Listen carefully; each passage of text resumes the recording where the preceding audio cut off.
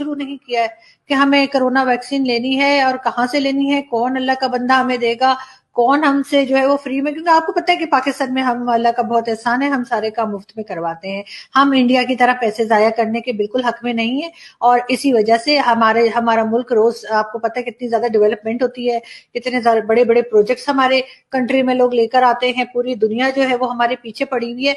अगर हम जैसे भी बात करें, हमारा एक मलेशिया वाले वैसे बड़े खराब है ना, मैं तो कभी भी मलेशिया नहीं जाऊंगी, मैंने ये सब फैसला कर लिया, पूरी दुनिया में घूमूंगी लेकिन मलेशिया नहीं जाऊंगी। ये कुछ तरीका है उनका? उन्होंने हमारा जो प्लेन गया था वहां पे बेचारा उनसे उनके पैसेंजर्स को लेने के लिए, वो उन्होंने वहीं पे ग्राउंड कर लिया और कहते जी आपने पेमेंट नहीं की है। तो ऐसी कौन सी बड़ी बात हो गई भाई, हमने तो बहुत लोगों की पेमेंट नहीं की है, आप कोई पहले ना आप आखिरी हैं। तो आप दूसरों से सबक सीखे, हर बंदा तो इस तरह नहीं करता कि वो हमारा प्लेन पकड़ ले और ये वो। अब मुझे समझ आया कि इमरान खान साहब जो हैं वो मलेशिया कॉन्फ्रेंस में क्यों नहीं गए थे। देखें, प्राइम मिनिस्टर वहां जाते और वहां पे वो जो प्लेन था उसको वो ग्राउंड कर लेते और फिर आने नहीं देते, इमरान खान साहब को वहीं बिठा लेते चिलगोजे खाने के लिए। चिलगोजे से मुझे याद है, मुझे नहीं पता हिंदी में चिलगोजे को क्या कहते हैं। और लेकिन ये है कि इतने महंगे हैं ना चिलगोजे कि हमने तो इस पूरे सीजन में हाथ भी नहीं लगाए, एक नजर देखा तक नहीं है ड्राई फ्रूट्स में कि चिलगोजे नाम की भी कोई चीज होती है।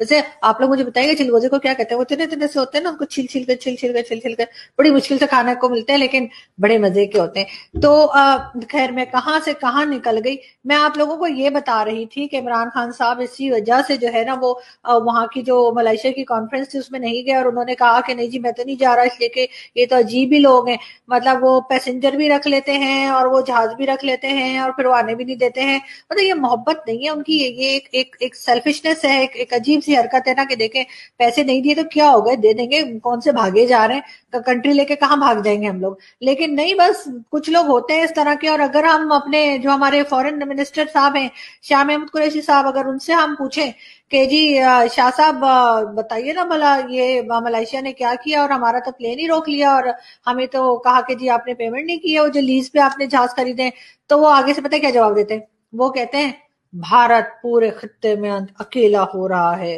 भारत पूरी दुनिया में अकेला हो रहा है। अरे शाह साहब, हमने आपसे पूछा है प्लेन का, आप हमें ये बता रहे हैं कि भारत तन्हा हो रहा है दुनिया में, भारत पूरे दुनिया में भारत को कोई पूछ नहीं रहा। तो अच्छी बात है ना, हम तो खुद चाहते हैं कि हमें भी कोई ना पूछे, इसलिए कि हमें तो पूछ पूछ के दिमाग खाया हुआ है। IMF ने भी और दूसरे वर्ल्ड बैंक और जिससे भी हमने पैसे उठाए हैं उस चीज से तो भारत बचा हुआ है, इसीलिए भारत ने किसी से पैसे ही नहीं लिए। अजीब किस्म के लोग हैं, पता नहीं गुजारा कैसे करते हैं लोग बगैर पैसे मांगे। हमें तो मतलब हम तो तसव्वुर भी नहीं कर सकते कि हम किसी से मांगे बगैर जो है वो अपना कंट्री को चला सकते हैं। और ये भारत के लोग पता नहीं क्या क्या लकड़ियां खाते हैं कि क्या खाते हैं, हवा खाते हैं कि ये लोग, मतलब इनकी गवर्नमेंट जो है वो कोई खास ऐसा लोन पकड़ती ही नहीं है कि कोई कंट्री इनके पीछे पड़े, इसी वजह से तो अकेले हो रहे हैं। अब देखिएगा बिल्कुल भारत जो है ना तन्हा हो जाएगा पूरे वर्ल्ड में, कोई इसको नहीं पूछेगा, सारे के सारे पाकिस्तान के पीछे ही लगे रहेंगे।